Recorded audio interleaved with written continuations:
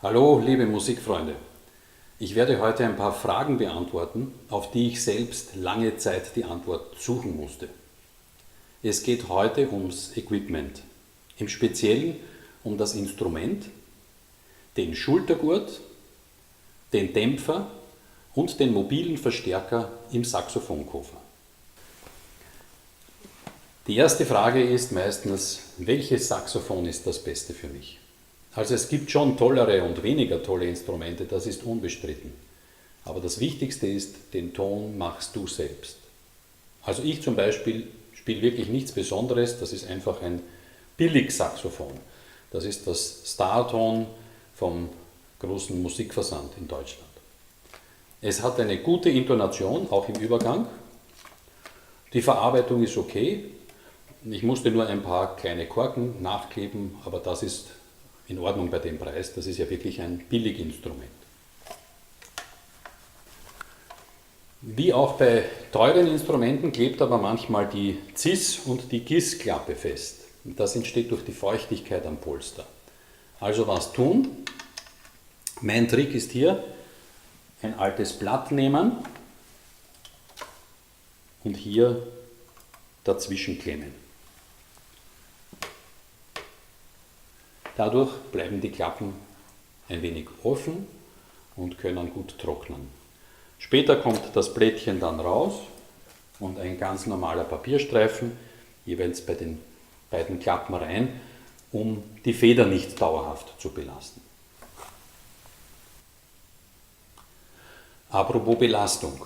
Mit einem normalen Nackengurt habe ich die Gewichtsbelastung an der Halswirbelsäule doch als unangenehm empfunden. Also war da wieder eine Frage und viele verschiedene Antworten im Netz. Ich habe länger rumgesucht und mehrere Gurte probiert und dann schlussendlich den Saxholder von Jazzlab entdeckt.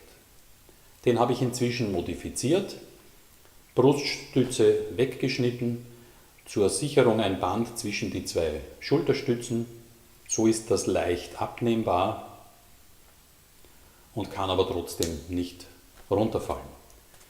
Die Verteilung des Gewichts ausschließlich auf die beiden Schultern habe ich beim längeren Spielen total angenehm empfunden.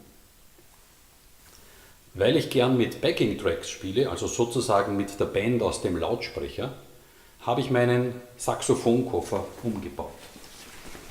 Ich zeige das mal. Da habe ich einen Akkuverstärker eingebaut. Und zwar den AYA Party Lautsprecher von eSmart. Der hat eine Leistung von 40 Watt RMS oder eine Spitzenbelastung mit 160 Watt. Das langt auch für manchen Auftritt als Straßenmusiker und der Akku hält gut 3 Stunden. Mit Bluetooth ist allerdings die Tonqualität nicht so toll, da ist so ein Surren im Hintergrund.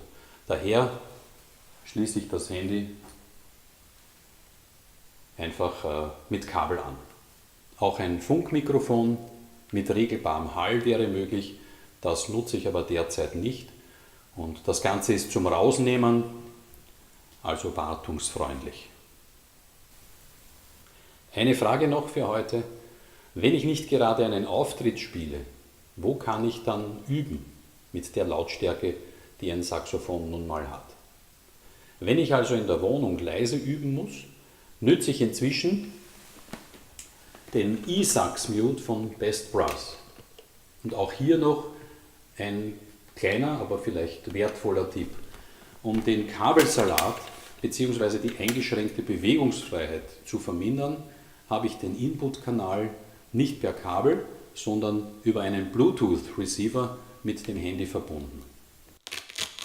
Das ist mit Klettverschluss abnehmbar, auch für das Aufladen des Akkus. Und zwar ist das der Bluetooth Transmitter Receiver Mixcoder TR007.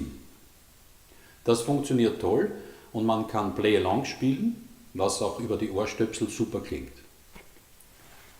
Die mitgelieferten Billig-Ohrstöpsel bringen den Saxophonklang übrigens in dem Fall besser rüber als meine teuren Superkopfhörer. Und was aus dem Dämpfer rauskommt, also im Zimmer hörbar ist übrigens nur so laut wie ein laufender Fernseher. Allerdings habe ich keinen Fernseher, weil ich nehme mir lieber die Zeit zum Saxophonspielen. So, das war's für diesmal. Einfach ein paar kreative Ideen zum selber weiterentwickeln. Selbstverständlich alles auf eigene Verantwortung und ohne Gewähr. Ich hoffe, dass dir die Tipps weiterhelfen und wünsche noch viel Freude an der Musik.